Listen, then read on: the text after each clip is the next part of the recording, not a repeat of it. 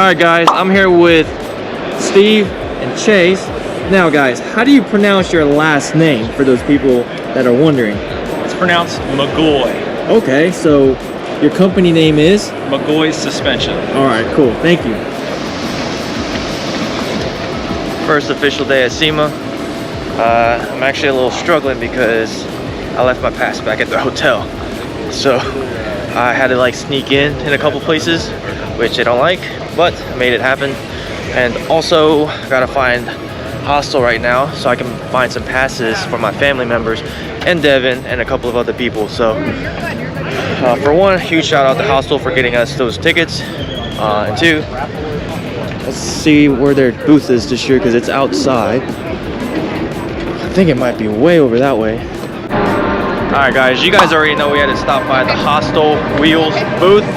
Where's Mike? Oh, there's Mike. Where are your new wheels for the year? Let's check them out. This here is the Cyclone. Okay. It's an H131 Cyclone, 2414 there, cast wheel, asphalt finish. You want to come check these out over here? We'll do it in order. Okay. We got the chrome finish, which I think honestly will probably be a big mover. Blade cut finish, I think came out really good. You can see in the sheening paths how smooth it is and the different lines in the blade cut sides. That'll move well in all sizes. Oh yeah, for sure. This here is going to be, we're doing some Sprinter applications. Okay. 17 inch. We're doing some truck and SUVs. It's our first covered cap we've ever done. Oh, nice. Typically everything is exposed lug. Yeah. So this one's going to be covered cap to give it that military off-road look. Yeah. It can be more of our desert wheel. 17s, 18s. This ring is similar to what you see in some of our UTV wheels. So it's just a simulated beadlock and it doesn't come off. So I think that's going to be a big mover, especially on the West Coast. It's moving to the east. This is the H132, the anvil wheel. I've got a couple different finishes there. The chrome I think is hot. I like the chrome. Yeah, I think that's going to be a hot mover for sure. That looks good. And then we got the UTV wheels here, which are going to be, those are blown. Super pumped and excited to see kind of what they, the feedback is. So how many new sets of forged wheels you guys have this year? Yeah, we've got a lot. So we brought out like 10 new styles. Okay. Oh wow. Yeah, and so what we've done with that program, we brought them out and let them decide what they like, and do a special custom order. Like this set over here, if you want to walk over there, is the only set of 30 by 16 in this style. Oh, only set of. Okay. Just because we brought it in for SEMA. You can see, I mean, obviously our forged side is directional, left to right.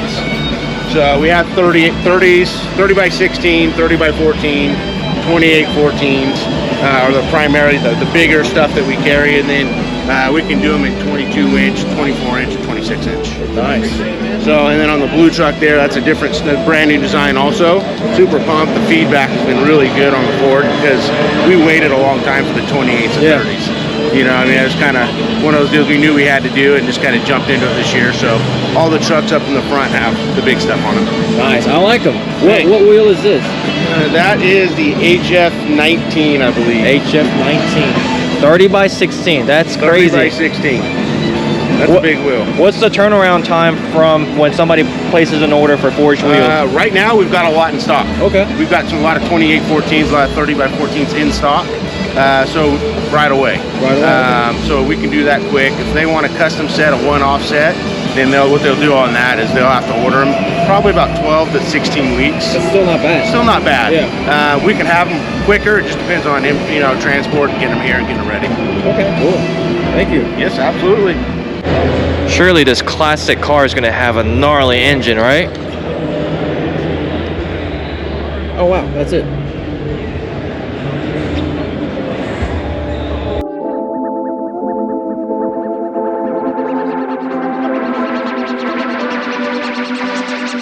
So we're at Optima. Well, this is Valvoline, but we're doing what's called the ride-along taxi. Optima Drift Taxi. Optima Drift Taxi. So wherever we gotta go, they're gonna take us, and we're gonna drift there. All through Vegas. All through Vegas. Our taxi's here. It just arrived. Just arrived. Oh, our Uber is here now. Hey, that's Maddie's phone.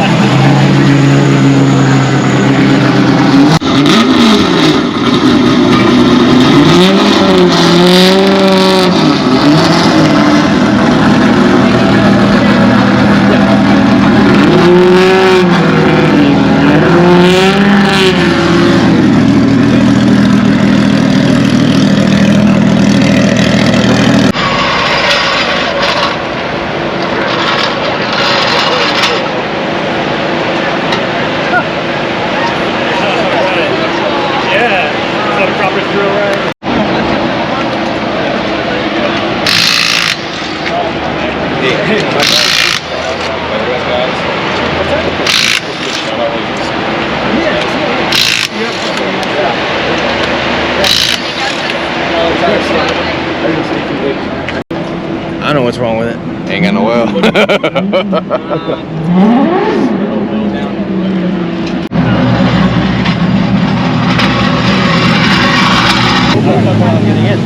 you go. Dude, you're gonna be holding that bitch so fucking tight. I'm telling you, my hand was hurting by the time I was done. It was just like the nerves. But I mean, it came out good from what I could see on the footage. All right. But yeah, just make sure you hold it tight, dude, because when he switches direction, that's where you get the whip. It's good and smooth when you're running, but when you like, he goes to slow down because he's getting too close to the wall. Oh, we ready to race now. Alright, how Ben is watching this. Oh, Jesus. Here we go.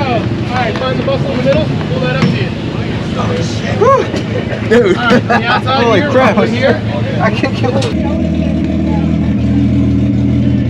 I'm going to do my best to just hold my hand here. It's going to be very hard.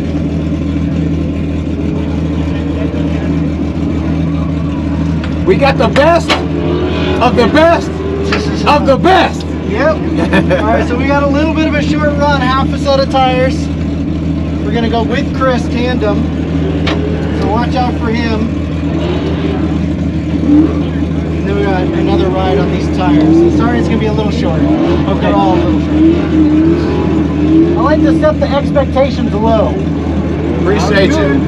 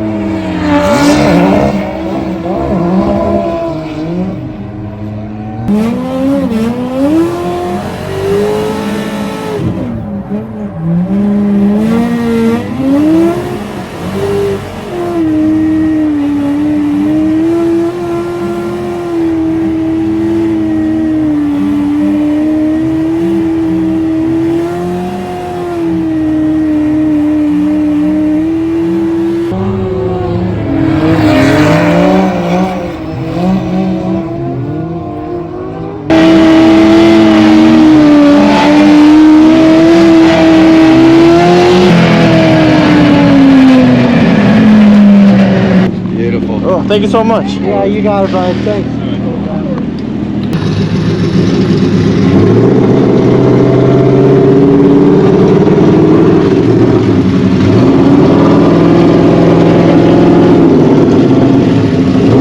This Humvee screams your name, Matt. It does. I like it. So this is actually like, so you know they had the H1s that were like replicas of the military vehicles. That was on a Tahoe frame too. Well, it wasn't an actual. Well, this one is actually an H1 from the military. It's got the placard and everything on it. So he got it at a military auction. Wow.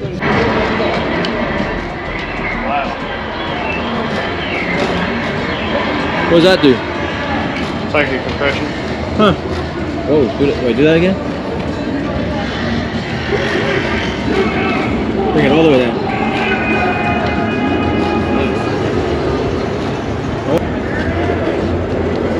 Comfort. Okay. Comfort Plus. Yeah, it's a little stiffer. Sport. Yeah, Oh. hey. All right. Let's see if we can do Oh my God, no. firm. Bro, it held me up. Bro, that's the hardest. Hold on. See? Let's test your strength out. Actually, that's. It wasn't that hard. But compared to like. I was trying to push it fast. Oh. Exactly. That's the way shocks are going to be done. They ain't going to be slow.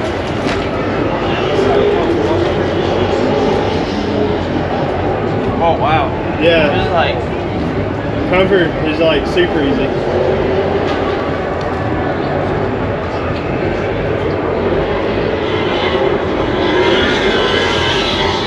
This is a good workout. Probably push stuff off the ground with it. Won't even do anything.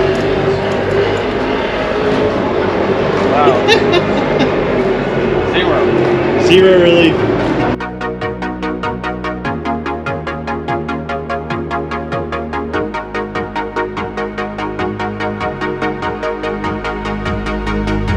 She got that sweet juice, Minute Maid, some of out that lemonade. Take a sip, blowing purple clouds, taste like lemon haze. Conversations back and forth like damn, we could go on for days. Looking back at it like damn, she bad when she walk away. Here we go, been down this road, they already know. When we go on tour, I'll take you anywhere you wanna go. People talk about us like they understand just what this is. I just wanna give you all you want and then the double it. They don't say I'm way too young, maybe I'm just ignorant. I won't find nobody like you on some real shit. Spend a couple hours on the phone. Alright, official day 2 of SEMA. SEMA 2022. Alright, so starting this morning off with a meeting with Prismatic Powders. And in a classic fashion, we are about 15 minutes late. Yeah. As always. Parking, man. I know. We were trying to park at the Platinum parking, which we parked there before. Parked there last year. And then for this year, they said nobody could park there. So it was weird. And traffic's always kind of bad. Which, you know, it's kind of our fault. We should have been here earlier. We tried to get here earlier. And we were here 15 minutes ahead of time. So we're about to go see the guys over at Prismatics because that's Who we use for powder coating. And I like to see what they have. Maybe possibly new for this year or next year. so we're in the right place. We see some powder coat stuff. Alright guys, we're over here at Prismatic Powder Coating. So there's a question that I've always wanted to ask. What's the main difference between ceramic coating and cerakote coating? So, in what terms? Is that something like on a vehicle, ceramic coating the paint, or cerakoting like components? Powder coating versus cerakote coating. Okay, so Cerakote is actually a polymer ceramic hybrid. Okay. It is a liquid coating versus powder coating, as many of you know, is actual powder. So Cerakote is a liquid paint that goes into a HVLP, just a gravity feed spray gun, and the prep process is very similar. You still have to degrease and sandblast the part. However, the Cerakote is applied via paint gun. So, and we have many different lines. We have both air cure and oven cure coatings. So if you don't have an oven, which makes it nice on the DIY side, you can apply those high temp air cure coatings in non-high temp uses. So, you know, if you want to do your shackles or suspension components, it doesn't have to be something that sees 1800 degrees. It can be something, you know, that is just purely aesthetic. So you said you could spray cerakote coating like paint? yes, it is much like paint. Okay, but so it's not powder very, at all? very thin. So, you know, typical paint systems can be upwards of 2 to 3 mils on the application thickness. Cerakote is a tight tolerance thin film. So it goes on around 1/1000th of an inch. So in most cases, if you have a tolerance issue, it will not affect that. So you can coat the inside and outside of things without, you know, affecting how it goes together or assembles. So cerakote coating is not powder whatsoever? Not at all. See, that's good to know because I always thought it was powder. I always thought cerakote coating and powder coat, you couldn't really tell. Right. Right. I never knew it was liquid. It is liquid. Okay, yep. cool. Yep. And on the website, we have a lot of great how-to tutorials, write-ups, things like that. So it really is, it's a professional coating, but we have made it where the DIY or average guy can do it. Cool. That's something I'm gonna have to try out. Yes, for sure. So are you familiar with these braided AN lines? Oh, yeah. So something like turbo drains, supercharger drains, Right. fuel system components. So these fittings, typically with anodizing, first time you put a wrench on them, Oh, yeah. it knocks the anodizing right off. For sure. And on, you know, if you guys are anything like me, I love stuff to be perfect and to Oh, look especially perfect. under the hood. So cool thing about Cerakote is you can coat those fittings. This was put together with, you know, the aluminum AN wrenches. Yeah. It does not mar it or chip it. The other cool thing that we're kind of experimenting with is actually coating the hose. Okay. So, you know, most paint systems, when you flex this, that would crack. But the coating is so flexible with those polymer properties that it can move with that stainless as it flexes and moves. So That's awesome. this is just, you know, typical AN-6 braided line with a hose end. Same exact thing, but coated. So with Cerakote, you can actually paint match as well, right? To some extent. To some yes, extent. Yes. You So don't it quite can be have colorful. the capabilities that you have on Prismatic as far as the color options. Mm-hmm. However, all of our coatings you can mix within a series. So you can pour those together and kind of make that custom mix that may get close to whatever the vehicle is or, you know, what you're trying to match. I might be Cerakoting more stuff now than powder coating, to be Let's do honest. it. All right, Let's do cool. it. I'm here to help. Awesome, thank you. That's awesome. Donnie, we're gonna be fixing some stuff under the hood. Oh, definitely. Fixing all the nuts and bolts that have like the little scratch marks. Oh yeah, yes, absolutely. And with Cerakote, you know, you can coat the nut and you can coat the bolt. It could be a fine thread bolt, and Okay. it'll still go together. So you just get like a little paintbrush and you brush it on? No, you'll want to use like a paint gun, Yes, okay. Yes. It's being on it, I thought you came with spray cans. We don't have spray cans. We don't have an aerosol at this point, but it is pretty simple. Our air cure versions, the high temp coatings, right out of the bottle, you strain that into a paint gun and you can spray. What's great about that is what you don't use on the project can go back in the bottle. Oh, wow. So very little waste. Now our oven. Say again. You can use an airbrush because the coating is so thin. It will travel through an airbrush, whereas a lot of paint systems are too thick to do that. Oh, nice. So that's awesome to hear because that's less prep than actually painting, right? Yeah, In it's a a way. direct to metal application, so you do not have to have, you know, primers or any sort of, you know, metal finishing process done. Literally just sandblast it and coat. Wow. So the coating itself requires a very abrasive, rough profile for it to stick. Okay. And that's the great thing about Cerakote is the adhesion to the metal is what makes it so scratch and chip resistant. And that's where you get the great durability. Whereas on the automotive side, you know, you get some of those really thick powders and really thick paint systems. They're likely to chip, and you know you're thrashing in between, say, you know, a racing event or something like that, or even just with SEMA trying to get the car ready. Right. And you know you accidentally knock a socket against something, and you might chip the paint. Whereas Cerakote is so thin and so durable, you really don't have to worry about that. That's crazy because powder coat, in my opinion, is pretty durable too. It is pretty durable. But Cerakote is even goes more. next level. Yeah. So let's say, for example, if I wanted to Cerakote this right here, this can. Yeah. What would be the prep process for this? So depending on what finish, you know, those are, you'll have to strip it. Okay. If it's a softer finish where the sandblasting media can actually eat through it, we just have to get that down to bare metal. So, you know, in the powder industry, it's pretty normal to have to chemically strip things. So a very similar stripper would work for that. However, if you can sandblast that, it would just be a matter of coating it and then pop it in the oven or let it air cure. So if you didn't have a sandblaster, would you say it could work just by maybe scratching, like getting sandpaper and scratching I it? wouldn't recommend that typically. Okay. You really need a sandblaster for the best adhesion, and there are a lot of really economical sandblasters on the market, and you just need 100 grit media, aluminum oxide or garnet sand, which is super easy to find. So, you know, economical blast cabinet. The other cool thing is a lot of powder coating shops have sandblasters there. So if you're a DIY guy and you've got a friend or, you know, a connection with a powder coating shop, a lot of the times you can take your stuff down there, have them blast it for you, and then bring it back and coat it. So. I had no idea. I knew nothing about Cerakoting. All right, another thing that they will mention is it doesn't crack, right? So if we do leaf springs or... Yes. Yeah, just like you saw with that hose, how you can bend that. The coating is so flexible because of the polymer properties in it that it will not crack. One of our testing processes is actually to coat thin panels, steel panels, and bend them on a mandrel 180 degrees.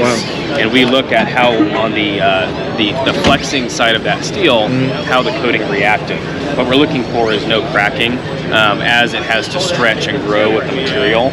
So, you know, our coatings don't leave the door without going through those testing processes. And on my personal side, I'm a Mustang guy. Yeah. I have a set of headers that I didn't account for the steering shaft when I coated them. I didn't test fit them to make sure they were going to clear. Yeah. So I coated them. They looked beautiful. Went to throw them on. They didn't fit. So big brass drift, the mallet, I had to make that room. What's cool is the coating didn't crack. It flexed with it, even though I did have to dimple that tube to make room for the steering shaft. So We've been there. yeah, I bet. Especially, you know, you start cramming these large cubic inch engines with big giant headers and little engine bays. Yeah. You run into stuff like that. Steering components, K members, oil pans. You have to adjust. So great thing about Cerakote is you don't have to start over necessarily. That's cool. Yeah. And because we had to scratch some things, and he was like, sorry about that. You won't see it. Yep, absolutely. I feel like I'm going to be using Cerakoting more than powder coating now. Cerakote lends itself so well to so many different things. You know, of course, we kind of started in the firearm market with the coating. Yeah. But you know, you find a lot of firearm guys. There are also car guys, motorcycle guys. You know, there's so much crossover in the industry that it didn't take long for the coating to end up on everything. Even this robot that we have behind us, that's all air cure Cerakote. Oh wow. So that's a high temp coating that's stable up well over 1,000 degrees. That robot doesn't get hot, but because we can't put that robot in the oven to physically cure that style of coating, air cure was the simple solution for that. So this robot's showing you guys the opportunities we have with high volume coating. So anything we can fit in that part window, we can pretty much coat. And you know, there are some limitations on complexity, but you know, here we've got 3D printed badges for the Golden Nugget, which is in our booth. We work directly with Formlabs on that to reproduce badges that otherwise you could not get. And Cerakote works well over 3D printing too. So Can you Cerakote plastic? you can Cerakote anything metal or plastic. What? If you can sandblast it, Cerakote will stick. So basically the only thing that excludes is rubber. Wow. Did you know that? Yeah, Lisa and John just taught us all about it, and I had just got a whole bunch of video for you over there. I was like, I don't know if they know this. I just learned it too. Yep, it's not always color too. We have a lot of clear coats that are also chemically resistant. So if you guys are trying to protect polished aluminum, polished steel, things like that, you guys can apply those clear coats. And the cool thing about them is, you know, with a lot of clear coats, you lose that clarity and the depth of, say, like a polished object. With Cerakote, you don't do that, or you don't get those side effects of it because it's so thin.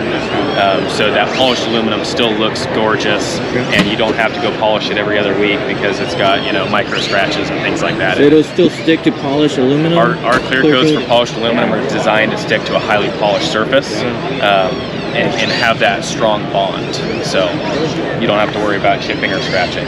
So it works great for wheels, valve covers, you know, brackets and things like that, underhood, you know, tie rod ends and other items that are highly polished. Did you know that you can apply it with an HVLP sprayer? Yep. And one of our most popular polished aluminum clears can actually be wiped on. So with a microfiber towel, you can wipe that on the substrate, whether it's a set of wheels, fuel tank, something like that, and it's self-leveling. So it will level out and become nice and smooth and glossy on its own. Which is pretty unique because if you have a car that's already assembled and you don't want to pull that apart to, you know, spray everything, with that particular clear you can wipe that on and not have to deal with that. Oh wow. Yep. To wipe MC 5100, our polished aluminum clear, can be wiped on. It's like ceramic coating, kind of. And it's a ceramic clear. Ceramic clear? Yep, just like all of our coatings. So, a lot of really great products, something to check out for sure. I honestly had no idea. If you guys need any assistance, because I'm a big gearhead, I'm a car guy myself, so you guys can give me a call, send me an email, I'm happy to help you, directing you on which coating to use or how to apply it.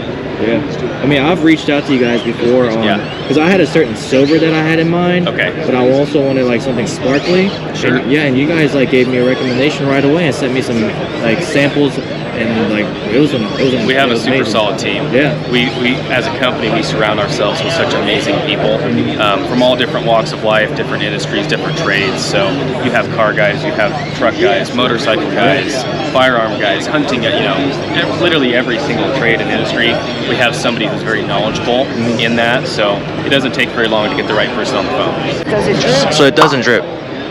No, because he said it's a spray-on. It's a spray-on. And how long till it dries? So depending on the series, so like our Oven Cure Elite and H series coatings, those can be cured anywhere from 180 degrees Fahrenheit up to 300 degrees, depending on the substrate. So like if you have a plastic piece, you're not going to put that in an oven at 300 degrees. You'll, probably melt it or at least warp it, best case scenario. So those coatings are so versatile, you can cure them at a lower temp and still get that, durability out of it, which is great.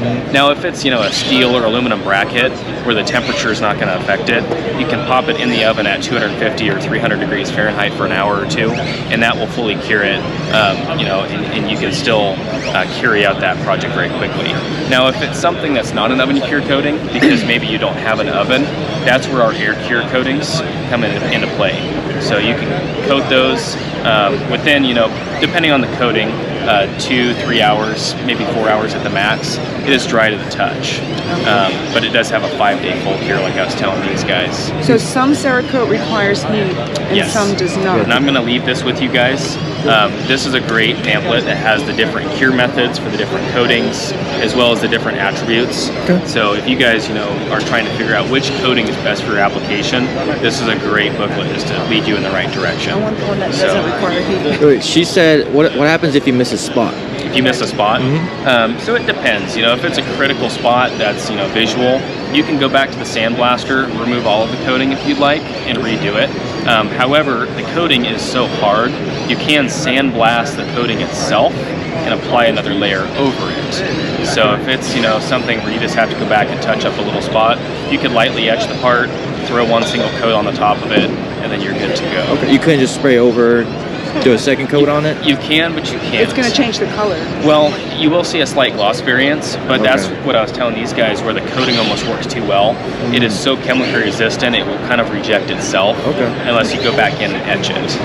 So you just got to make sure you give everything. Wow. Yep. And that's, as any painter being, very observant of what the finish looks like, going in before you pop it in the oven or before you let it fully dry, going back and rotating the part, looking for light spots, because while it's wet, you can always go back and touch it up. Oh, wow. And you can wipe pieces off too. What's that? Can you wipe it off too? No, you can't wipe it because it's because it's powder. This is liquid. It's a liquid.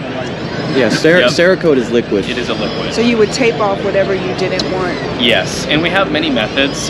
So like if you guys wanted to do a set of wheels that had, a branding on the bead of the wheel, or the center cap has a branding or a logo you want to retain, or even just do a multicolor, we've got a lot of great materials and videos on our website and on our social media of using clay to fill in and prevent coating from sticking in that spot. You can wipe the coating. We have a wet wipe method where once you apply the base, you can spray in basically the lows or the bottom of lettering and then wipe it off the top, which will just leave the coating in the lows. So we've got a lot of great tutorials on how to do that, videos, write-ups, things like that. So there's a lot of different methods. The cool thing about the coating is being so versatile.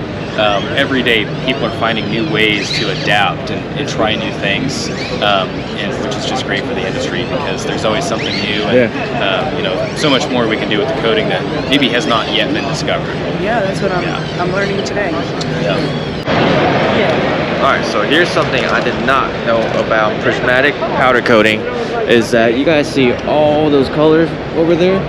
There's over 6,500 variations of powder that they offer at Prismatic Powders. Now, one thing that I've always done is if you have an off-road bumper, I always recommended that you get it painted to paint match the vehicle. Well, I was very, very wrong, because you can actually send a sample of your paint over to the guys over at Prismatic, and they can actually paint match perfectly to your vehicle. So if you have an off-road bumper or any kind of suspension part that you want to get powder coated, you can actually send it off to them and get it paint matched. So I had no idea previously on my last truck. I got it powder coated. I got my bumper powder coated because it was a black truck, and that black was similar enough. However, guys like Matt and Stan, their off-road bumper, they opted with painting because we were under the impression that paint would match better. But now we know that you can get it powder coated. So if you have any kind of off-road bumper or suspension that you need matched to your paint, you can head over to Prismatics and get it done that way. I'm not into lowriders, but when you see something of this caliber, you gotta respect it. The amount of detail on this thing. So look at this trunk. Look at the paint right here.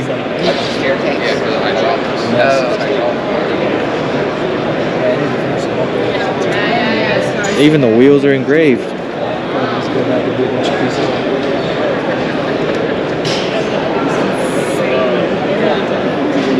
Most of those crazy. There's one right there. Yeah, but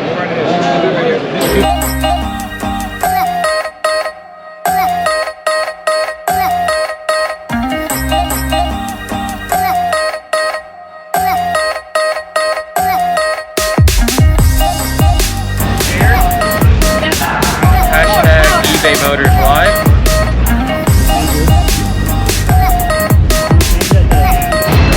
So this ride along is not as intense as the one from yesterday, but it's a little longer. So it is. This is actually interesting. So we get to ride in the new Supra, which I'm excited about because I do like that Supra. The second time I got to ride in one. The first one was the first one to hit Augusta. I got to ride in that one before anyone else bought it. So I do like these cars. Interesting to see what they can do, I guess. I just hope they have a helmet big enough for my big head. The thing, she hates the smell. I love it. Pretty bad. I left it down. See? Oh, my taxi's here. Taxi! Hop on it, all right? Yes, sir. Thank you. Welcome aboard the taxi cab. Thank you. We got pro driver Carter Fartuck. He'll show you around. Thank you. How are you doing, man? Pretty good, how are you? Good. What's your name? JW. JW, my name's Carter. Okay, nice to meet you. Yeah, let's do this thing. You ready? I'm ready. All right, brother.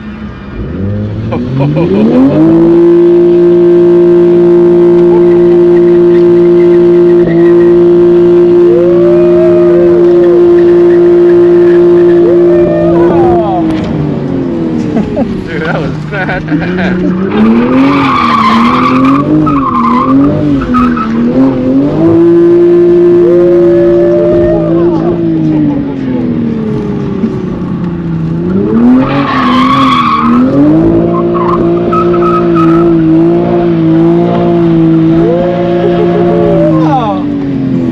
That is insane. What do you think? Oh, I think you're a pretty good driver. It's a pretty fun little car, man. Yeah. It's a pretty fun little car. Not anything that we have to do to it either. It's completely stock. Oh, really? Oh, yeah. This traction control comes off, put it in sport mode, and then rear tires will bump up to like 60 PSI or so. Okay. Can your GTR do that? Maybe. It's built for a straight line right now. Yeah, it is. Well, it's also all-wheel drive, so like drifting is a little difficult. Yeah. But I do have an all-wheel drive controller, so I can like split the power, or like have it biased towards the rear, so I can do burnouts. But I haven't tried drifting it yet. Yeah. But I'm going to. Are you going to? All right, Matt. How was it, Chief? That was fun. That was real fun. Yeah. Can your Duramax do that? I mean, it probably could, but it might flip over. Not with the Hellwig sway bar. Nah, definitely not. But I mean, I didn't know which Duramax she was talking about, because one ain't got a Hellwig sway bar. So One's got a.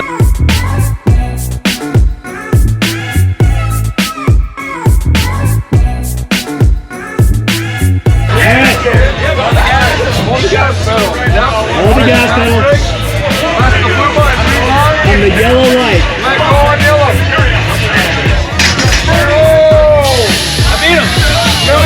he won. Oh! 5.201. All right, do it again.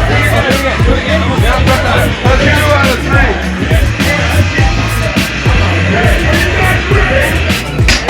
Oh! Nice. Good job. There you go, JW. Nice. He has 1 win. All right. I reached the winner.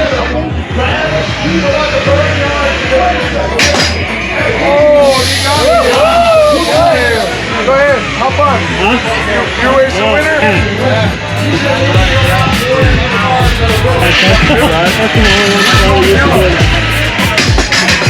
Oh,